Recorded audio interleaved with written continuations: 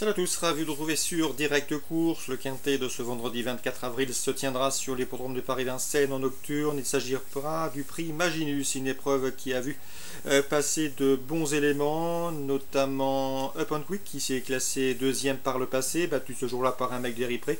Roxane Griff a également fait l'arrivée d'une des précédentes éditions. Pour ce nouveau rendez-vous, j'ai placé en tête de ma sélection le numéro 8, Beaugamin. Un Beaugamin qui compte 2 victoires et 2 places de deuxième en autant de parcours, en autant de prestations sur le parcours qui nous intéresse.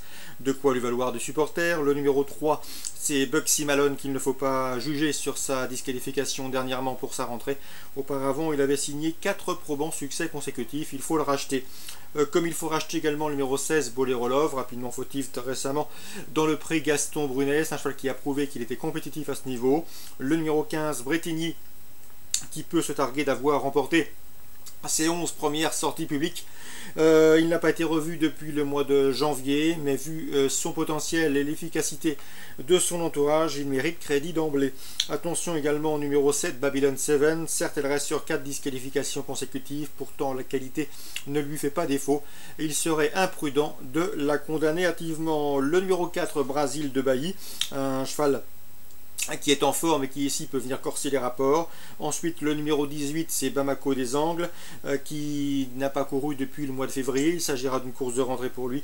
Cela dit, il peut se targuer d'avoir terminé déjà deuxième de groupe 3, c'était courant février. Mieux vaut donc s'en méfier d'emblée. Et le numéro 2, Bourbon-Soboli, qui a pour lui de rester sur 2 restants succès, l'une au monté et l'autre à l'attelé. Même si cette fois-ci le lot est de meilleure facture, lui aussi a les moyens de tirer son épingle du jeu. En chiffres et en numéros, le 8, le 3, le 16, le 15, le 7, le 4, le 18 et le numéro 2.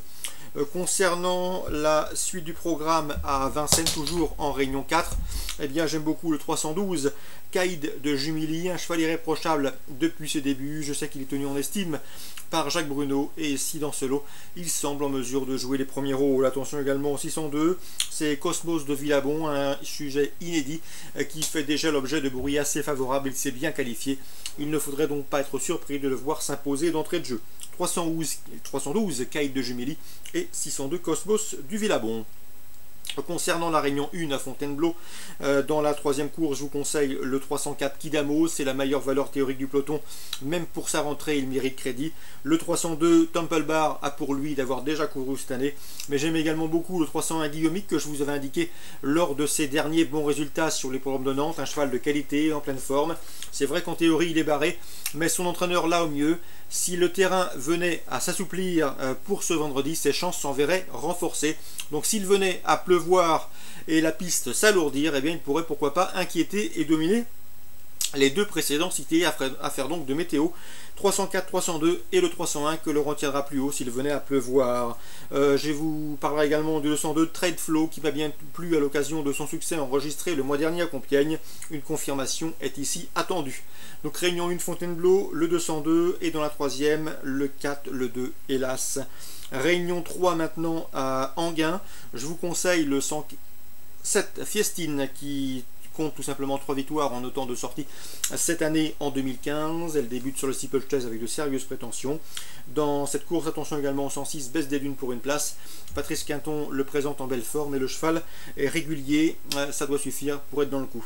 Dans la troisième, le 302 doit également bien faire dans ce lot, c'est Aguicheuse qui n'affronte que des juments. C'est un bel engagement pour elle, elle qui vient de se classer 3e sur ce tracé le 25 mars. Donc le 302 Aguicheuse qui trouve un lot à sa portée. Concernant la test en réunion 3, eh bien sachez que Thierry Delorière n'est pas négatif du tout avec le 801 Axel Lotex. À mon avis, vu son potentiel, il a les moyens de faire galoper le probable grandissime favori de cette course, à savoir le 802 Baikal River. Donc pourquoi pas pour inquiéter le favori, le 801 Axel Lotex, le favori c'est le 802 Baikal River pour la réunion 3 sur l'hippodrome de la Teste. Excellent jeu à tous, une bonne journée et à demain pour une nouvelle émission.